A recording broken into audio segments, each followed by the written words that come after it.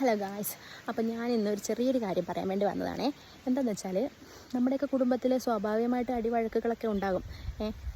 ഇപ്പം എന്തെങ്കിലും വീട്ടിലൊരു ഫുഡ് ഉണ്ടാക്കി കഴിഞ്ഞാൽ ഇപ്പം ഒരാളുണ്ടാക്കി വെച്ച ഭക്ഷണങ്ങൾ മറ്റേയാൾക്ക് കഴിക്കാൻ പറ്റുന്നില്ല. അപ്പം വേറൊരു ഫുഡ് ഉണ്ടാക്കുന്നു, രണ്ട് കാലത്തിൽ ഫുഡ് ഉണ്ടാക്കുന്നു. അപ്പം അത് ചോദ്യം ചെയ്യാൻ വരുന്ന ആൾക്കാരെ മുഖത്ത് നോക്കിയിട്ട്, നീ ആരാടാ നിനക്കിത് ചോദിക്കാൻ, നിനക്ക് എന്ത് അധികാരമുള്ളത്, നീ ആരാടാ എന്നൊക്കെ കൈ ചൂണ്ടി ഒരാണിനോട് സംസാരിക്കാൻ ഒക്കെ പറയുന്നത് ഭയങ്കര ഒരു കഷ്ടമാണ്.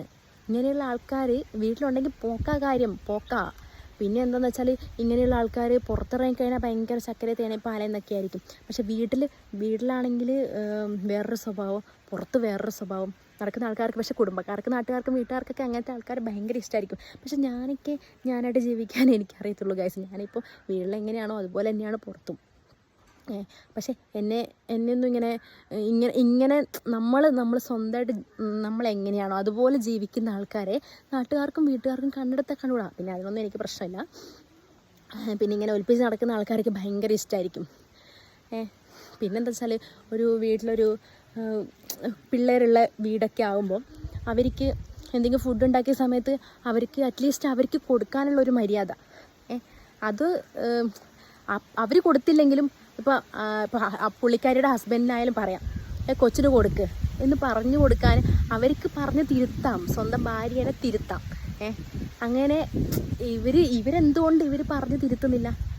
അതൊരു ആണത്തമില്ലായ്മയാണ്. പിന്നെ ചിലപ്പോൾ പറയും ഇവരോടൊന്നും പറഞ്ഞിട്ട് കാര്യമില്ല എന്ന് തോന്നിയത് കൊണ്ടായിരിക്കും ചിലപ്പോൾ പറയാത്തത്, എന്താണെന്ന് അറിയത്തില്ല. പിന്നെ ഇങ്ങനെയുള്ള ആൾക്കാരെയൊക്കെ നമ്മൾ പ്രത്യേകം നോട്ട് ചെയ്യണം. എന്നുവെച്ചാൽ ഇങ്ങനെ വേറൊരു സ്വഭാവം കളിക്കുന്ന, പിന്നെ കുടുംബത്തിൽ ഇങ്ങനെ ആണുങ്ങളോട് എതിർത്ത് സംസാരിക്കുന്ന. നമ്മൾക്കിപ്പം നമ്മളെ ഹസ്ബൻഡിനോടായി നമുക്കിങ്ങനെ പറയാം, നമ്മൾ വഴക്കൊക്കെ ഉണ്ടാകും. പക്ഷേ വേറെ ഒരുത്തിൻ്റെ ഭർത്താവിനെ കയറി എടാ പോടാ നീ ആരാടാന്നൊക്കെ ചോദിക്കാൻ വരുമ്പം നമ്മൾ ചുമ്മാ ഇരിക്കുമോ? ഇല്ലല്ലോ ഗൈസ്.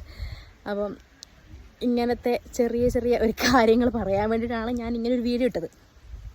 പിന്നെ അപ്പം വീട്ടുകാർക്കൊക്കെ ഭയങ്കര ഇഷ്ടമായിരിക്കും ഇങ്ങനത്തെ എന്താ പറയുക, ഇങ്ങനെയുള്ള ചേട്ടാ ചേച്ചി എന്നൊക്കെ പറഞ്ഞ് നടക്കുന്ന ആൾക്കാർ ഭയങ്കര ഇഷ്ടമായിരിക്കും.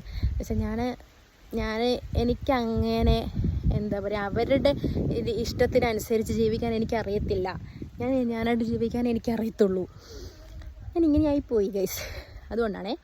പിന്നെ വേറെ എന്താണെന്ന് വെച്ചാൽ ഇങ്ങനെയുള്ള ആൾക്കാരെ നമ്മൾ പ്രത്യേകം നോട്ട് ചെയ്യണം.